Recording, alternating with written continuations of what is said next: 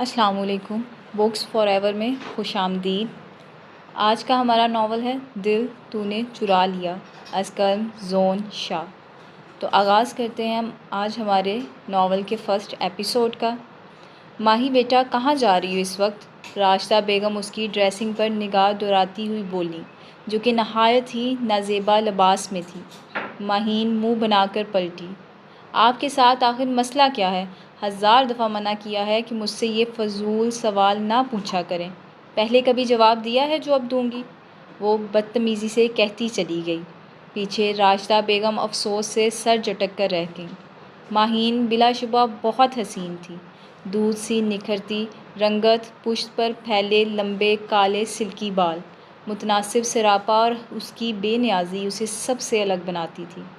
بس وقت نے اسے تھوڑا ضدی اور سرکش بنا دیا تھا، اور کچھ راشدہ بیگم کی نفرت نے۔ دراصل راشدہ بیگم ماہین کی سوتیلی ماں تھی۔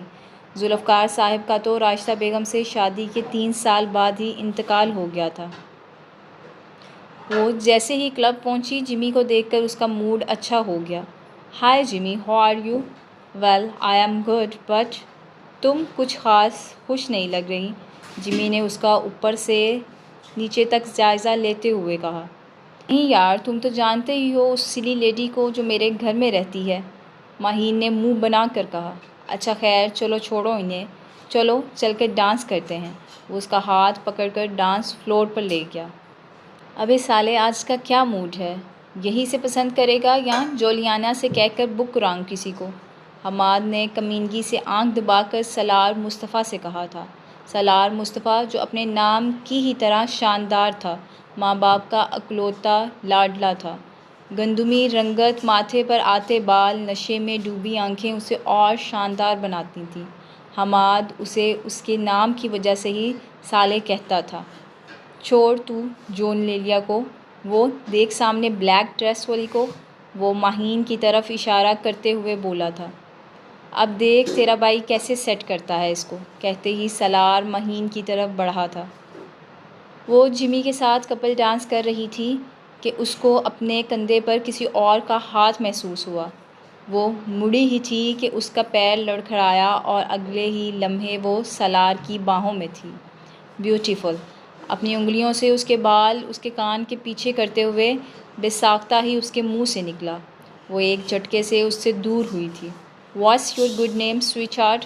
سالار نے پھر ایک قدم اس کی طرف بڑھاتے ہوئے پوچھا تھا۔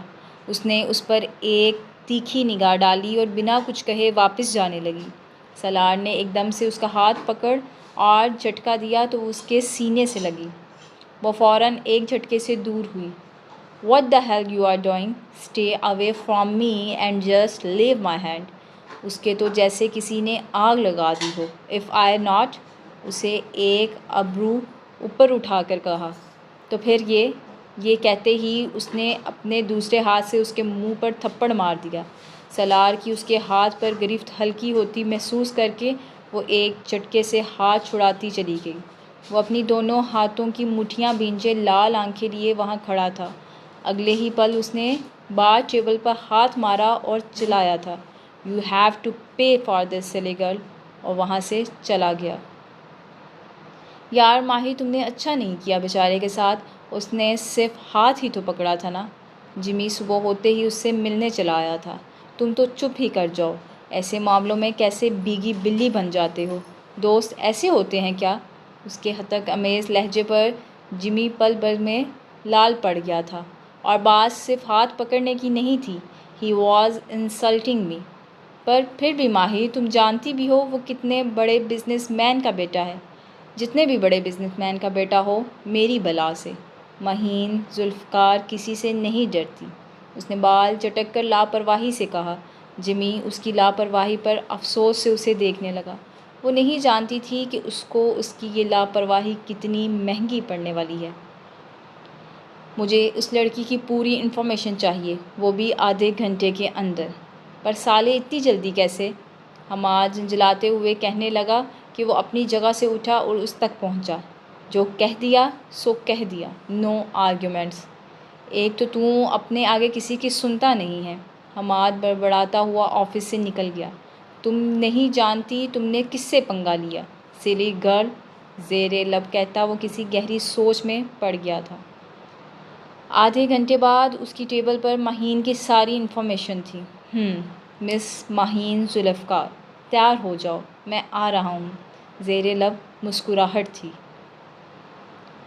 وہ باہر جانے کو تیار کھڑی تھی، مرر کے سامنے کھڑی، لپسٹک کو آخری ٹچ دیتی، اونچی ہیلز پہنتی، بلو جینز پر وائٹ ٹاپ، اس پر ریڈ جیکٹ پہنے، بلا شبہ وہ بہت حسین لگ رہی تھی۔ اماں ہی بیٹا، کہاں جا رہی ہو؟ ماہین جھنجھلاتی ہوئی مڑی۔ آپ سے کتنی بار کہا ہے کہ مجھ سے ایسے سوالات نہ پوچھا کریں، بدتمیزی سے کہتی وہ جانے لگی۔ ماہی رکو، ان کی آواز سن کر نہ چاہتے ہوئے بھی رک گئی پر مڑی نہیں۔ وہ چلتی ہوئی اس کے سامنے آئیں اور بولی، ماہی تمہارے مجھ سے اختلافات الگ بات ہیں، لیکن آج نہ جاؤ کہیں، میرا دل گھبرا رہا ہے۔ ان کی بات سن کر ایک پل کو اس کا دل بھی گھبرایا، پر اس نے اپنے دل کو ڈپٹا اور بولی، آپ فضول وہمات کا شکار ہیں اور آپ کے ان فضول وہموں میں آ کر میں اپنا ڈے سپوائل نہیں کر سکتی، سوری۔ مجھے یہ لڑکی شام تک، یہ لڑکی اپنے فارم ہاؤس پر چاہیے۔ فوٹو میں نے تم کو سینڈ کر دی ہے۔ اوکے سر، کام ہو جائے گا۔ گڈ۔ یہ کہہ کر اس نے فون رکھا تھا۔ اب پتہ چلے گا تمہیں مس ماہین ذوالفقار کہ سالار مصطفیٰ ہے کیا چیز۔ یہ کہتے ہوئے زیر لب مسکراہٹ اور آنکھوں میں چمک تھی۔ خیر تو ہے، آج میرا بڑا مسکرا رہا ہے۔ حماد نے آفس میں داخل ہوتے ہی اسے مسکراتے دیکھا تو پوچھنے لگا، نہیں یار کچھ نہیں، تو بتا تو یہاں کیسے؟ تجھ سے ملنے کا دل کیا تو آ گیا۔ تو بتا انکل آنٹی کا کب کا پروگرام ہے لندن سے واپسی کا؟ ابھی کہاں، ابھی 1 مہینے پہلے ہی تو گئے ہیں۔ 1.5-2 مہینے سے پہلے تو واپسی کا نو چانس۔ یہ کہتے ساتھ ہی وہ اٹھا۔ تجھے بیٹھنا ہے تو تو بیٹھ، میں تو چلا۔ کیا کوئی خاص کام ہے جو تو مجھے بھی چھوڑ کر جا رہا ہے؟ مسکراہٹ دبا کر آنکھ مارتے ہوئے کہا تھا۔ تو نہیں سدھرے گا۔ افسوس سے سر ہلاتا وہ نکل گیا تھا۔ وہ کار ڈرائیو کر رہی تھی کہ اس کو لگا کوئی اس کو فالو کر رہا ہے۔ اوہ نو، اب کیا کروں؟ ہاں، ایک کام کر سکتی ہوں، جمی کو کال کرتی ہوں۔ وہ جمی کا نمبر ڈائل کرنے لگی۔ جمی پک اپ دا کال یار۔ جمی کال پک نہیں کر رہا تھا۔ اب کیا کروں؟ ابھی وہ سوچ ہی رہی تھی کہ پچھلی گاڑی نے اوورٹیک کیا اور اس کو بریک لگانے پڑے۔ اللہ اللہ پلیز مجھے بچا لیں، وہ گڑ گڑائی تھی۔ اتنی دیر میں سامنے والی گاڑی سے 3 ماسک پہنے آدمی اترے اور اس تک پہنچے۔ چھوڑو مجھے، کہاں لے جا رہے ہو؟ اس نے یہ کہہ کر اس کے منہ پر چپٹا مارا تھا، لیکن ہاتھ اس کے چہرے تک پہنچنے سے پہلے ہی ان میں سے ایک نے اس کے منہ پر رومال رکھ کر اسے بے ہوش کیا اور چلے گئے۔ یس باس، ہو گیا کام، اب کیا کرنا چاہیے؟ ہوش آنے پر یہ جملہ اس کے کانوں سے ٹکرایا تھا۔ اس کے بعد اسے کوئی آواز نہیں، شاید بات کرنے والا اب دور چلا گیا تھا۔ اس نے چاروں طرف نگاہ دوڑائی تو خود کو ایک کمرے میں پایا۔ ویل فرنشڈ کمرہ تھا، پر کمرے میں کسی کھڑکی کا نام و نشان تک نہیں تھا۔ اسے وہاں قید ہوئے 3 دن ہو گئے تھے، اور یہ بات بھی اسے اس کام والی سے معلوم ہوئی تھی جو روز اسے دن میں 2 دفعہ کھانا پہنچانے آتی تھی، ورنہ یہاں بھلا دن رات گزرنے کا کیسے علم ہونا تھا؟ ابھی وہ یہ سب سوچ ہی رہی تھی کہ کمرے کا دروازہ دھاڑ سے کھلا تھا۔ تم؟ وہ سکتے میں آ گئی کہ کیا واقعی اس کو اس کا مارا ہوا تھپڑ بھاری پڑنے والا ہے؟ ہاں، میں سالار مصطفیٰ۔ کیوں حیرانی ہو رہی ہے؟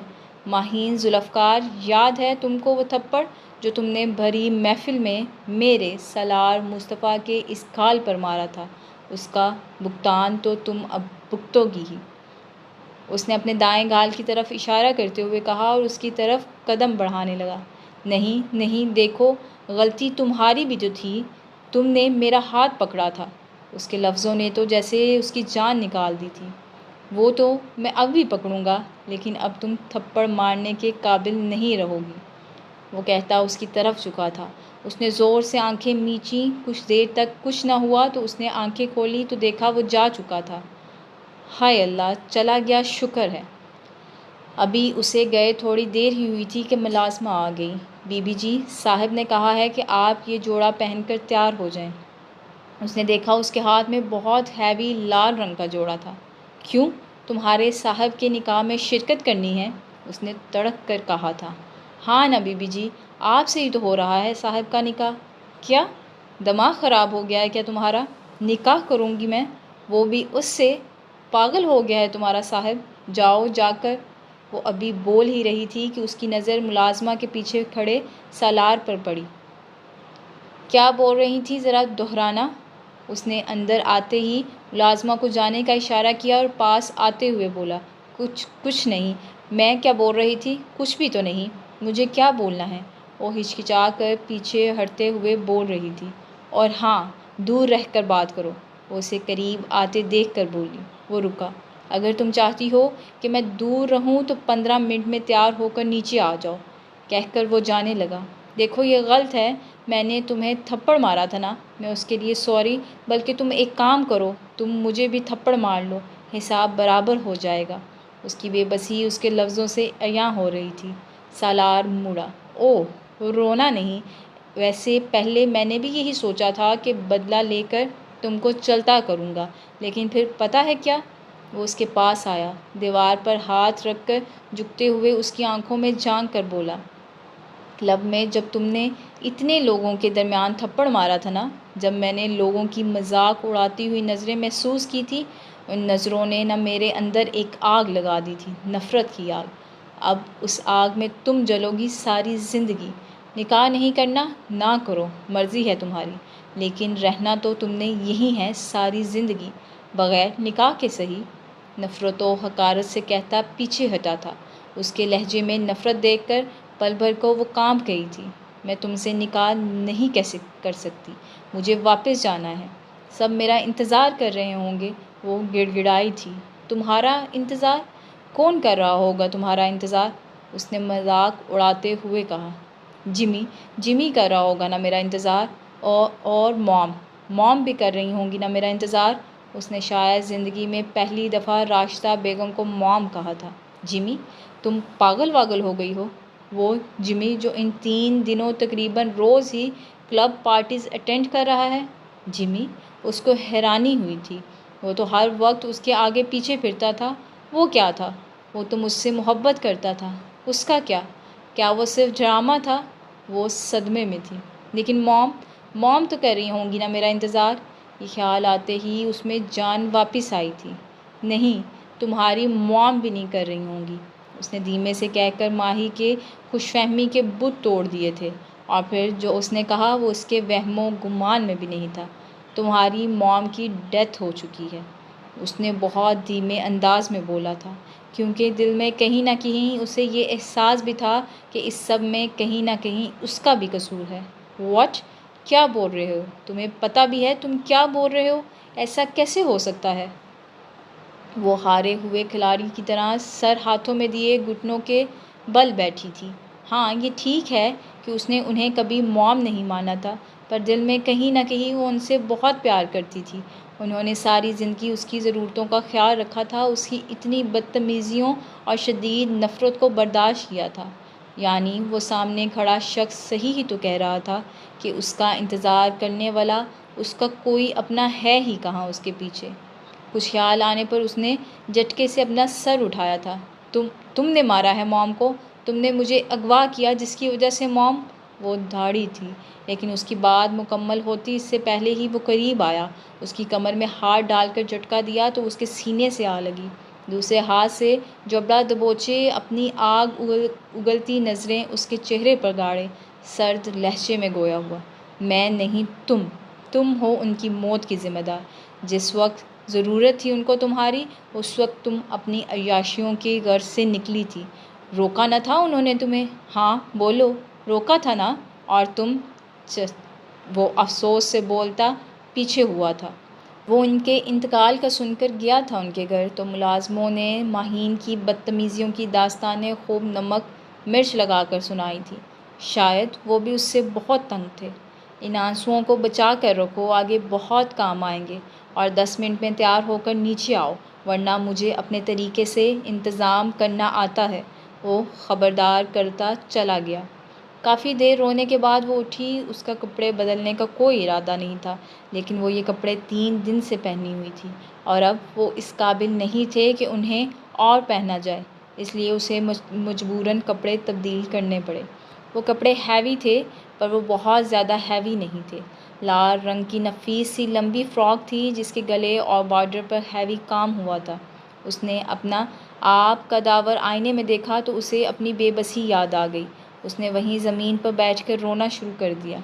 میں تم کو کبھی معاف نہیں کروں گی، تم تڑپو گے، بے بسی سے رو گی، اسی طرح جس طرح آج میں بے بس ہوں، اور میں پھر تمہاری بے بسی کا تماشا دیکھوں گی۔ بد دعائیں بعد میں دیتی رہنا، ساری عمر پڑی ہوئی ہے، ابھی فوراً نیچے آؤ۔ وہ کمرے میں داخل ہوا تو اسے گھٹنوں میں سر دیے رو رہی تھی۔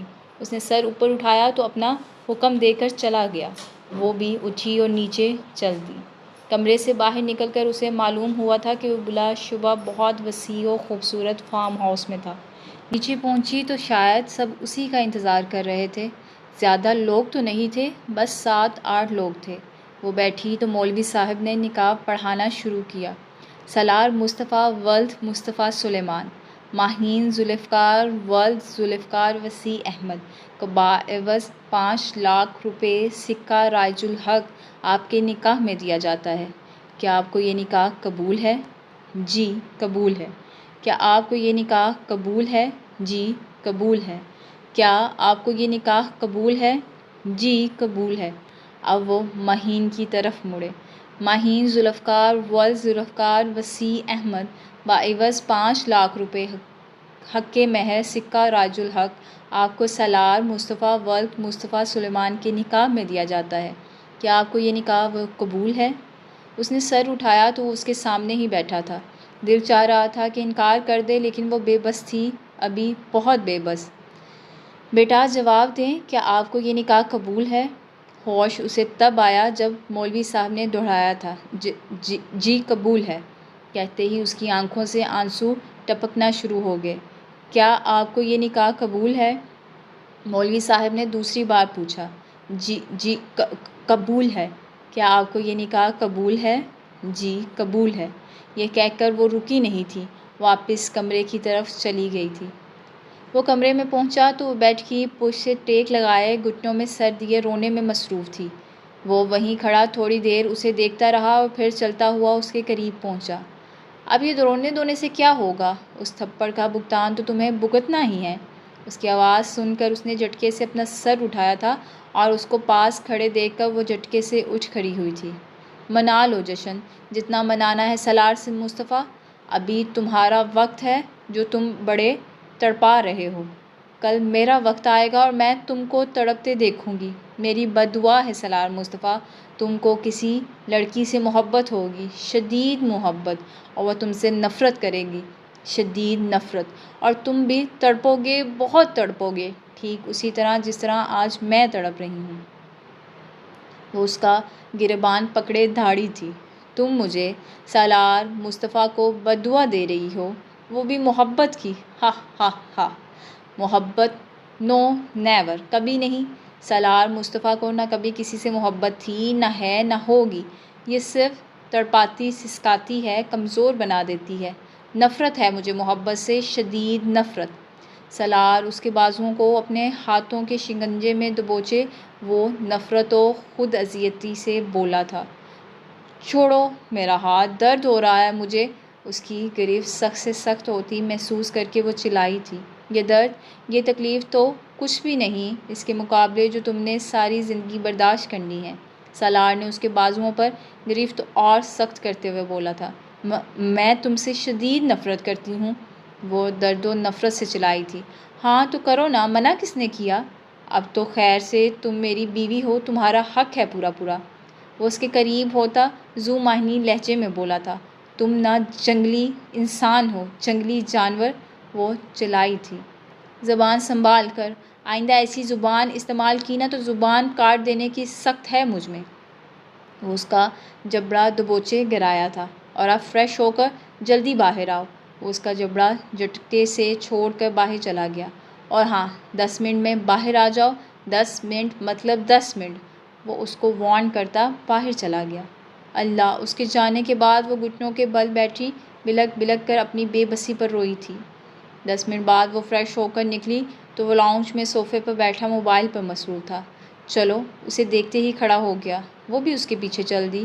وہ فارم ہاؤس کسی ویران جگہ پر تھا، انہیں وہاں سے نکلے تقریباً 4 سے 5 گھنٹے بیت چکے تھے۔ اب کہاں لے کر جا رہے ہو تم مجھے؟ آخر کار تنگ آ کر اس نے پوچھ ہی لیا تھا۔ سالار بنا جواب دیے گاڑی چلاتا رہا اور اس کی یہ حرکت ماہین کا خون کھلا گئی۔ میں تم سے کچھ پوچھ رہی ہوں، اب کی بار ماہین نے گلا پھاڑ کر کہا۔ اب کی بار سالار نے ناگوار سی نظر اس پر ڈالی۔ آواز نیچی رکھو، میں تمہارے کسی سوال کا جواب دینے کا پابند نہیں ہوں، اس لیے بہتر ہوگا کہ چپ کر کے بیٹھ جاؤ، وہ درشتگی سے کہتا واپس ڈرائیونگ میں مصروف ہو گیا۔ کچھ دیر پہلے ہی وہ لوگ شہر پہنچے تھے اور وہ اسے اس اپارٹمنٹ میں لے آیا تھا اور آتے ہی روم میں چلا گیا تھا۔ اب مسئلہ یہ تھا کہ ماہین کو لگ رہی تھی بھوک، اسی لیے بھوک کے پیش نظر اس کو کچن میں جانا پڑا۔ پکانا تو اسے کچھ آتا نہیں تھا، سو اس نے سارے کیبنٹ کھنگالنے شروع کر دیے، لیکن کچھ نہ ملنا تھا تو نہ ملا، سوائے کھانا پکانے کے سامان کے علاوہ۔ کوئی نوڈلز، کوئی بسکٹس نہ تھے وہاں۔ اب اس نے فریج کھولا تو خوش قسمتی سے انڈے مل گئے اور وہ ایک کیبنٹ میں بریڈ دیکھ چکی تھی۔ چلو، یہ مسئلہ تو ختم ہوا۔ وہ پرجوش ہوئی تھی، لیکن کچھ یاد آنے پر ایک دم بجھ گئی۔ لیکن اب کیا کروں؟ انڈوں کو یوں ہی تو کھایا نہیں جا سکتا۔ اب کیا کروں؟ رضوانہ، ہاں رضوانہ، اس کے گھر میں کھانا پکانے والی ماسی۔ رضوانہ کیسے بناتی تھی آملیٹ؟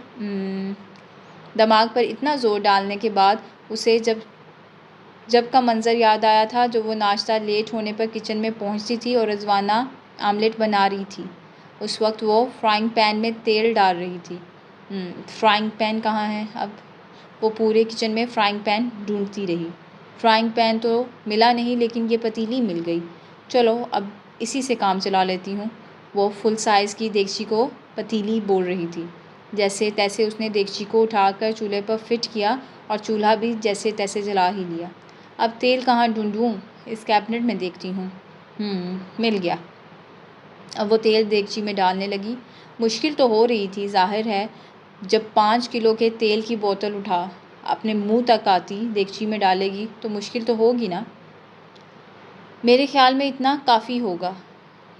1.5 لیٹر تیل دیگچی میں ڈالنے کے بعد اسے کچھ اطمینان ہوا۔ اب انڈوں کو کیسے بناتے ہیں؟ ایک کام کرتی ہوں کہ پہلے انڈے مکس کرتی ہوں، پھر کچھ مسالے ڈال لیتی ہوں۔ اب مسئلہ انڈے توڑنے کا تھا۔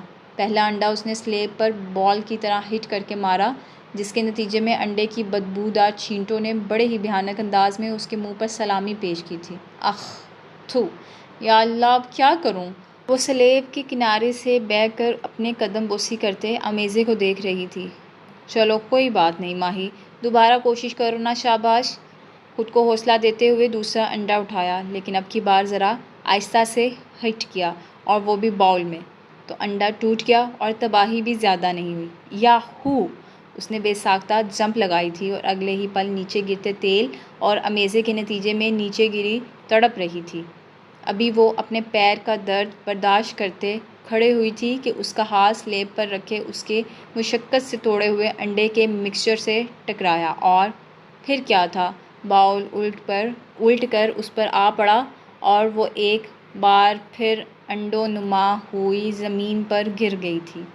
اس دمہ چوکری کی وجہ سے چولہے پر رکھی پتیلی، سوری دیگچی اور اس میں موجود 1.5 لیٹر کا تیل دماغ سے نکل چکا تھا، جس کے جلنے کی نتیجے میں پورا کچن دھواں دھواں ہو رہا تھا۔ بے اختیار اس کی آنکھیں بھیگنے لگیں، وہ گھٹنوں میں سر دیے بلک بلک کر رو رہی تھی۔ ابھی وہ رونے میں مصروف تھی کہ دروازے کی بیل بجی۔ اس نے چونک کر سر اٹھایا۔ سالار مسلسل ڈور بیل بجنے پر اٹھ کر باہر گیا۔ وہ کچن کے پاس سے گزر رہا تھا کہ کچھ جلنے کی بدبو محسوس کر کے کچن میں چلا گیا۔ سالار کو کچن میں داخل ہوتے دیکھ کر اس کا دل کیا کہ زمین پھٹے اور وہ اس میں دفن ہو جائے۔ وہ سر جھکا، آنسو پیتی نچلا ہونٹ کاٹنے شرمندگی کی اتھاہ گہرائیوں میں تھی۔ کچھ دیر سالار اسے اور کچن کی حالت کو دیکھتا رہا اور پھر مسکراہٹ دبائے رخ موڑ کر مسلسل ہوتی بیل کی وجہ سے دروازہ کھولنے چلا گیا۔ السلام علیکم صاحب۔ دروازہ کھولا تو بڑی عمر کی ایک عورت کھڑی تھی۔ آپ کون؟ سالار نے ان کے سلام کو نظر انداز کرتے ہوئے پوچھا تھا۔ صاحب وہ ہم کو نا حماد صاحب نے بھیجا، صفحہ وغیرہ کے لیے۔ اچھا ہاں میں نے ہی کہا تھا اس کو آ جاؤ آپ۔ وہ اسے راستہ دیتا اندر کی طرف بڑھا تھا۔ آپ پہلے کچن سے شروع کر لیں اور پہلے کچھ کھانے کو بھی بنا دیجیے گا۔ وہ ان کو کچن کا راستہ بتا کر اپنے کمرے میں چلا گیا۔ ہائے اللہ بی بی جی یہ کیا؟ بوا دونوں ہاتھ سر پر مارتی مہین کی طرف بڑھی تھیں اور اس کو اٹھنے میں مدد دی تھی۔ بیٹا تم یہاں چیئر پر بیٹھو، میں تمہارے لیے پانی لاتی ہوں۔ مہین آنسو صاف کر رہی تھی کہ اتنی دیر میں بوا پانی لے آئیں۔ لو بیٹا پانی پیو، میں تمہارے لیے کھانے کو جھٹ پٹ کچھ بناتی ہوں۔ بوا کچن کی حالت دیکھ کر اتنا تو سمجھ ہی گئی تھیں کہ کچھ بنانے کی کوشش کی جا رہی ہے۔ مہین بوا کو کھانا بنانے میں مصروف دیکھ کر فریش ہونے چلی گئی۔ یہ فلیٹ 2 کمرے کچن لاؤنج پر مشتمل تھا۔ مہین کو کپڑے بدلنے کی اب اشد ضرورت تھی، لیکن مسئلہ یہ تھا کہ اس کے پاس کپڑے نہیں تھے۔ کچھ خیال آنے پر وہ اس کمرے میں گئی جہاں سالار سو رہا تھا اور دبے قدموں سے الماری تک پہنچی اور اپنا کارنامہ انجام دے کر وہ دوسرے کمرے میں چلی گئی۔ تھوڑی ہی دیر میں نہا دھو کر فریش کھڑی تھی، پر اس کا حلیہ تھوڑا نہیں کافی مضحکہ خیز لگ رہا تھا۔ وہ سالار کی ٹی شرٹ اور ٹراؤزر پہنے ہوئی تھی جو کہ اس کے گھٹنوں تک آ رہی تھی، اور شرٹ کی آستینیں بہت فولڈ کرنے کے باوجود بھی اس کی کلائیوں تک آ رہی تھی، اور ٹراؤزر تو غرارے کا نقشہ پیش کر رہا تھا۔ پھر بھی وہ مطمئن تھی۔ مہین اس سب سے فارغ ہو کر باہر آئی تو بوا کچن صاف کرنے کی تیاری کر چکی تھی۔ کیا بنایا ہے بوا آپ نے؟ مہین نے ٹیبل پر رکھا ڈش کا ڈھکن اٹھاتے ہوئے پوچھا۔ بیٹا چکن کڑھائی۔ برتن دھوتی بوا اس کے سوال پر جواب دیتی پلٹی تھی، اور مہین کا حلیہ دیکھ کر ان کی آنکھیں اور منہ پوری کی پوری کھل گئی تھیں، اور پھر وہ مشکل ہنسی دباتے واپس برتن دھونے میں مصروف ہو گئیں۔ مہین کھانا کھانے میں مصروف بوا کی حیرانگی اور ہنسی دبانا نہیں دیکھ پائی تھی۔ مہین ابھی کھانے سے فارغ ہو کر پانی ہی پی رہی تھی کہ سالار چلاتا ہوا کچن میں ہی داخل ہوا۔ مہین مسکراہٹ دبائے یوں پانی پینے میں مگن رہی جیسے سنا ہی نہ ہو۔ اس کو مگن دیکھ کر اس کا پارا ہائی ہو گیا تھا۔ تمہیں آواز نہیں آ رہی؟ میں تمہیں بلا رہا ہوں، فوراً روم میں آؤ۔ بوا کی موجودگی کا دھیان کرتے ہوئے دھیمے مگر سخت لہجے میں چلا کر وہ چلا گیا۔ آیا بڑا ہیرو، میں بھی نہیں جا رہی۔ ابھی تھوڑی ہی دیر گزری تھی کہ سالار آیا اور اس کا ہاتھ پکڑا اور اسے گھسیٹتا ہوا کمرے میں لے گیا اور کمرے میں لے جا کر بیڈ پر پٹکا۔ تم سمجھتی کیا ہے خود کو؟ تم ہو کیا آخر؟ تمہاری ہمت کیسی ہوئی میری الماری کو ہاتھ لگانے کی؟ اور یہ کیا کیا تم نے میری ٹی شرٹ اور جین کا؟ سالار غصے سے دھاڑتے ہوئے اپنی سارے کٹے پھٹے کپڑے مہین کے منہ پر مارے۔ اتنی توہین کا تو مہین نے کبھی سوچا بھی نہیں تھا، پر اس نے سوچ لیا تھا کہ اس نے چپ نہیں رہنا۔ اگر وہ چپ رہے گی تو وہ اسے اور دبائے گا۔ بہت ہمت کر کے وہ کھڑی ہوئی۔ میرے پاس پہننے کو کپڑے نہیں تھے تو مجھے تمہاری الماری کو ہاتھ لگانا پڑا، اور الماری کھولی تو تمہارے کپڑوں کو دیکھ کر جو خیال میں آیا وہ کر ڈالا، اور اب بھی میں یہی کروں گی، اور تم مجھے نہیں روک سکتے۔ بہتی آنکھوں کے ساتھ چبا چبا کر کہا اور وہاں سے بھاگ گئی۔ اور یہی وہ پل تھا جب پہلی بار پل بھر کو مہین کے بہتے آنسوؤں میں اس کا دل ڈوب کر ابھرا تھا۔ وہ اپنے دل کو ٹپٹا گھر سے باہر نکل گیا۔ مہین نے دوسرے کمرے میں پہنچ کر دروازہ بند کر لیا اور خوب روئی۔ سالار کو گئے ہوئے ہفتہ ہو گیا تھا۔ وہ دوبارہ گھر آیا تھا، ایک بار آیا تھا، اور وہ بھی بوا کو شاپر دے کر کھڑے کھڑے چلا گیا تھا، اور مین گیٹ باہر سے لاک کر کے گیا تھا۔ بوا اس کے ساتھ ہی رہ رہی تھی۔ آج وہ لان میں بیٹھی بہت اداس تھی۔ اسے ماما، بابا اور جمی بہت یاد آ رہے تھے۔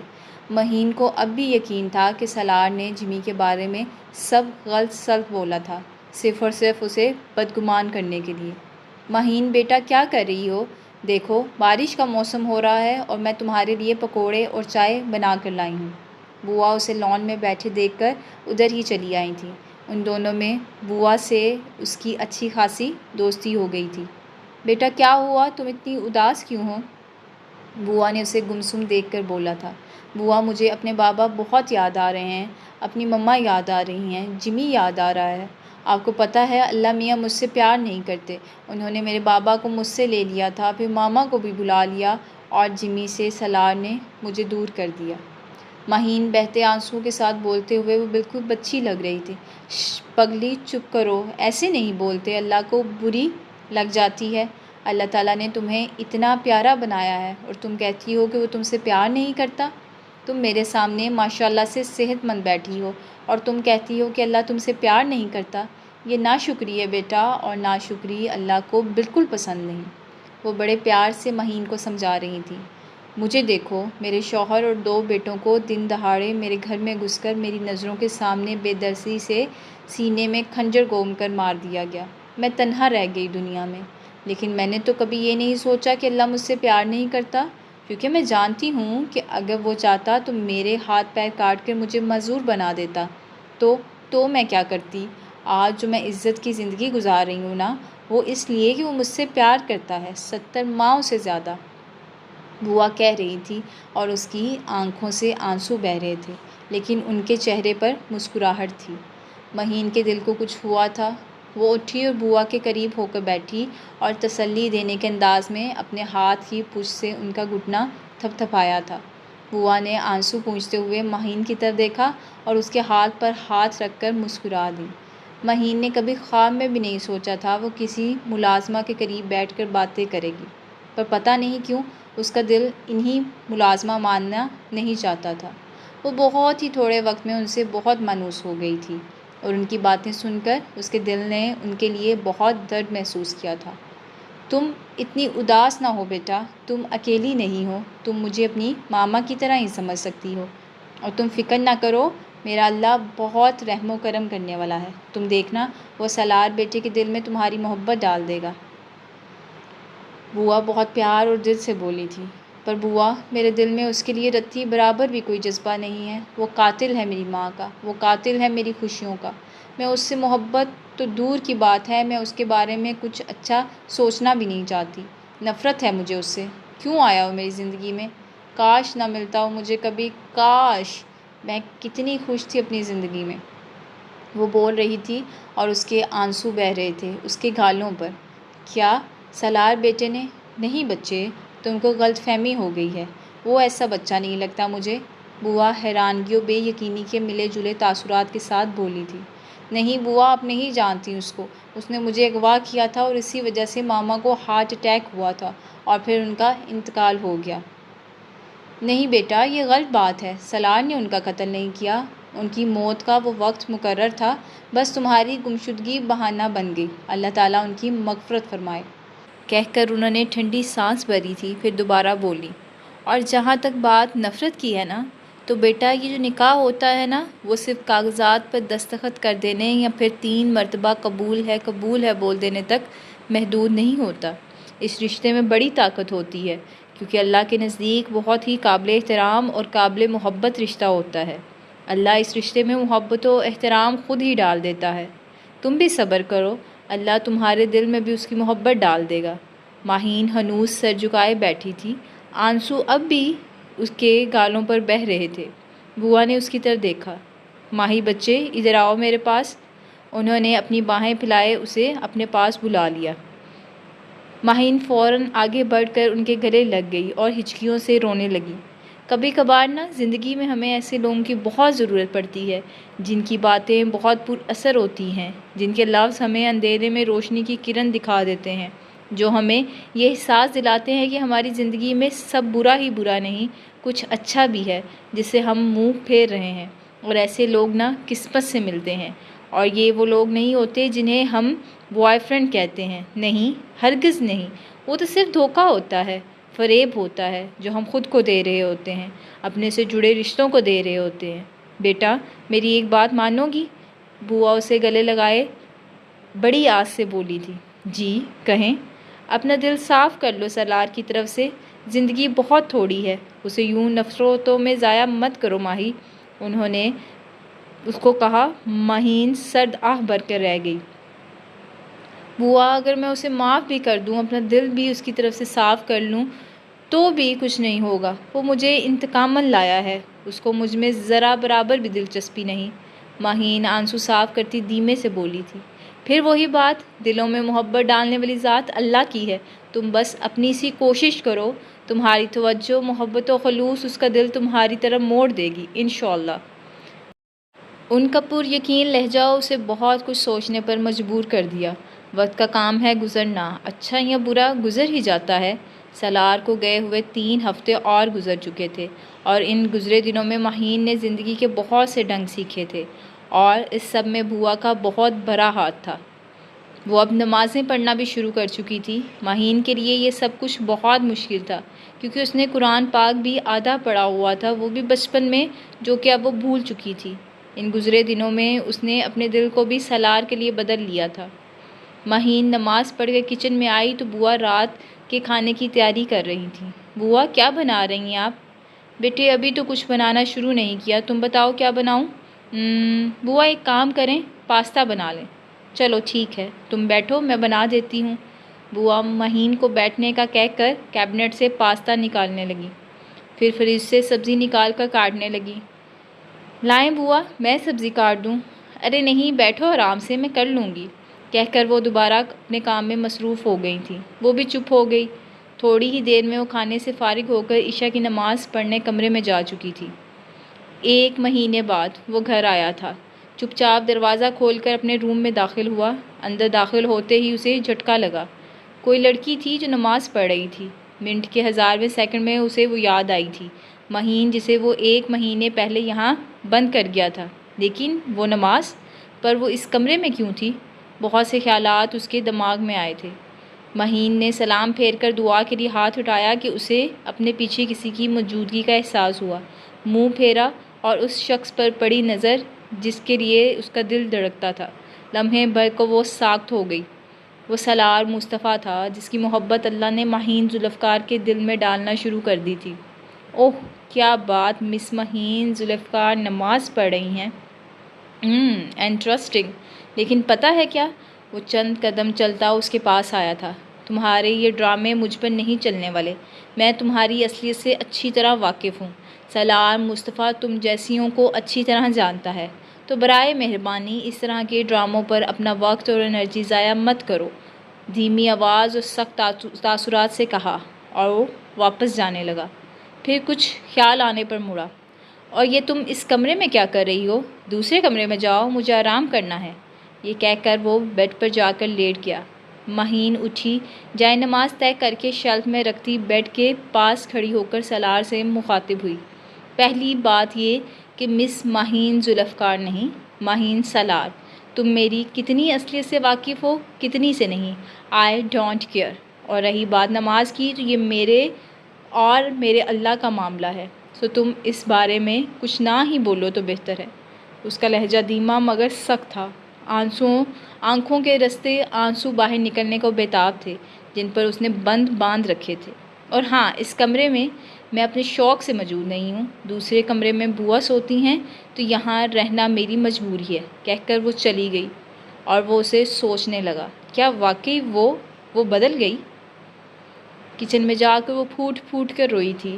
یہ شخص مجھ سے کبھی محبت نہیں کر سکتا، کبھی بھی نہیں۔ سلیب پر مکہ مار کر وہ دبا دبا چلا رہی تھی، پھر فرش پر بیٹھتی چلی گئی۔ اس نے اس لمحے اللہ سے بہت سے شکوے کیے تھے۔ مہین کو یوں گھٹنوں میں سر دیے روتے ہوئے کافی وقت بیت چکا تھا کہ اسے کھٹکے کی آواز آئی۔ مہین نے سر اوپر اٹھایا تو سامنے وہ تھا، سالار مصطفیٰ، فریج سے پانی کی بوتل نکال رہا تھا۔ وہ اٹھی اور اندر جانے لگی کہ اس کو رک جانا پڑا۔ رو رہی ہو؟ ویسے ہی آنسوؤں سنبھال کر رکھو، آگے بہت رونا ہے۔ وہ اسے اور اس کی باتوں کو اگنور کرتی جانے لگی کہ وہ پھر بولا، رکو۔ وہ رک گئی پر مڑی نہیں۔ وہ چلتا ہوا اس کے قریب آیا۔ کل تیار رہنا اور اپنا سامان پیک کر لینا، ہم اور یہاں نہیں رہیں گے اب۔ وہ چونکی، پھر کہاں جائیں گے ہم؟ اس کے پوچھنے پر وہ چند قدم چلتا اس کے اور قریب ہوا۔ نہ ہی میں نے تمہیں حق دیا ہے کہ تم کوئی سوال پوچھو، اور نہ ہی میں تمہارا جواب دے ہوں۔ وہ بولا تو اس کا لہجہ سرد تھا، کہہ کر وہ جا چکا تھا اور وہ سن کھڑی رہ گئی تھی۔ اس کے جانے کے بعد وہ وہیں رکھی چیئر پر سر پکڑ کر بیٹھ گئی۔ یا اللہ، ابھی اور کتنے امتحان باقی ہیں؟ لفظوں میں بے بسی نمایاں تھی۔ مت پوچھ یار، پتہ نہیں کس کتے نے بابا کو بتایا اس کے بارے میں۔ اب ان کو اپنی ریپوٹیشن کی فکر لگ گئی ہے۔ اگلی صبح وہ جب نہا کر نکلی تو سالار بیڈ پر آڑا ترچھا لیٹا، لیپ ٹاپ کھول کے کانوں میں ہینڈ فری لگائے کسی سے بات کرنے میں مگن تھا۔ اس کے دل نے ایک بیٹ مس کی۔ دل پر بل کو رکا تھا۔ آج وہ اسے بہت الگ لگا تھا، یا شاید اس کی نظر بدل گئی تھی۔ اس کی نظروں میں استحقاق آ گیا تھا۔ اس کے دل نے بے اختیار ہی اللہ سے اسے محبت مانگی تھی، چاہت مانگی تھی، اس کا دل مانگا تھا، اس کے دل کو چرا لینے کی چاہ کی تھی۔ وہ بات کرنے میں مگن تھا۔ وہ چپ چاپ دوپٹہ اٹھاتی باہر آ گئی۔ اب نکاح کر ہی لیا ہے تو گھر بھی لاؤ، دماغ خراب کر دیا ہے۔ اب میں نے اس سے ان کی بہو بنانے کے لیے تھوڑی نکاح کیا تھا، وہ نکاح سے بدلا تھا اور کچھ نہیں، کچھ بھی نہیں۔ باہر صوفے پر بیٹھے وہ سب سن رہی تھی۔ اتنی حد تک اتنی بے عزتی! یہ شخص یہ سوچتا ہے میرے بارے میں، اور میں کیا سوچنے لگی ہوں اس کے بارے میں۔ آنسو بے اختیار ہی بہنے لگے تھے گالوں پر۔ اندر سے آواز اب بھی آ رہی تھی، نہیں یار، بابا کا پریشر بڑھ رہا ہے، کل لے کر جا رہا ہوں اسے۔ مام تو بہت زیادہ ناراض ہیں، لیکن خیر ان کا اتنا مسئلہ نہیں، وہ تو مان جائیں گی، لیکن ڈیڈ کا کیا کروں؟ خیر دیکھو اب کیا ہوتا ہے۔ آنسو تھے کہ رکنے کا نام ہی نہیں لے رہے تھے۔ دوسری طرف سے کچھ کہا گیا تھا کہ وہ دوبارہ بولا، نہیں یار، پہلے میں نے بھی یہی سوچا تھا کہ جان چھڑاؤں اس مصیبت سے، پر اس کا جملہ ادھورا ہی رہ گیا، کیونکہ مہین اس کا موبائل اس سے چھین کر دور پھینک چکی تھی۔ سالار نے ایک نظر اپنے موبائل کو دیکھا جو دیوار سے ٹکرا کر گرنے سے اللہ کو پیارا ہو چکا تھا، اور دوسری نظر اس کو جو سامنے خون خوار تیور لیے کھڑی تھی۔ مصیبت کسے کہا تم نے؟ اور تم خود کو کیا سمجھتے ہو؟ میں مری نہیں جا رہی تمہارے ساتھ رہنے کو، اور نہ ہی میں تم سے محبت کرتی ہوں کہ تم جانے دو تو بھی نہ جا پاؤں میں۔ آخری جملہ کہتے ہوئے وہ زبان لڑکھڑاتی رہ گئی۔ دل کا چور زبان پر آیا تھا۔ آنسو مسلسل بہہ رہے تھے، پر سامنے بیٹھے دشمنان جان پر کوئی اثر ہی نہیں ہوا تھا۔ دیکھو، میں ابھی کسی بحث میں نہیں پڑنا چاہتا، بہت تھکا ہوا ہوں، سونے دو۔ تیار ہو جانا، شام تک نکلیں گے۔ بنا اس کی طرف دیکھے کہتا سونے کے لیے لیٹنے لگا۔ انتہا تھی بے نیازی کی۔ سنو! وہ پلٹ کر جانے لگی تھی کہ اس نے آواز دی۔ وہ پلٹی اور دونوں کی نظریں پل بھر کو ملی۔ پل بھر کو کچھ تھما تھا۔ ہاں، وہ سالار کا دل تھا جو تھما تھا۔ ان بھیگی بھیگی آنکھوں میں وہ ڈوبا تھا۔ ان شکوہ کرتی نگاہوں میں کچھ تو ایسا تھا جو اس کو اسیر کر گیا تھا۔ لمحے بھر کا حادثہ تھا۔ ٹرانس ٹوٹا اور اس کا ہوش آیا تھا۔ اگلے ہی پل اس نے نظریں پھیر لیں۔ مہین کو بھی ہوش آیا۔ وہ گڑبڑا گئی تھی۔ جاتے ہوئے دروازہ بند کرتی جانا۔ بولنا کچھ تھا، بول کچھ گیا۔ وہ چپ چاپ دروازہ بند کر کے باہر نکل گئی، اور پیچھے وہ اس دروازے کو دیکھتا رہ گیا۔ وہ کچن میں پہنچی تو بوا ناشتہ بنا رہی تھیں۔ السلام علیکم۔ مہین نے سلام کیا اور ڈائننگ ٹیبل پر چیئر پکڑ کر بیٹھ گئی۔